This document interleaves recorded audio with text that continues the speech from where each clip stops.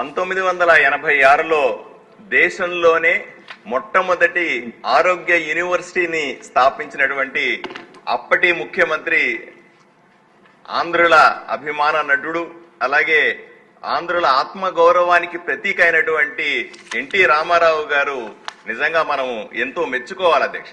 ఆయన ముందు చూపు గాని వైద్య ఆరోగ్య రంగంలో వైద్య విద్యలో విప్లవాత్మక మార్పులు తీసుకురావాల్సి అనుకున్నటువంటి ఆయన ఆలోచన విధానాన్ని ఇప్పటికి కూడా నేను మనస్ఫూర్తిగా సమర్థిస్తాను అధ్యక్ష.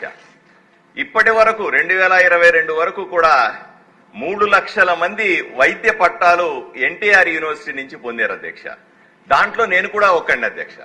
నేను 2022లో ఎన్టీ రామారావు గారి పేరు తీసి వైఎస్ఆర్ ఆరోగ్యశ్రీ విశ్వవిద్యాలయం అని పేరు పెట్టంగానే నేను నా డిగ్రీ పనికి రాకుండా పోయింది అనుకున్నాను అధ్యక్ష.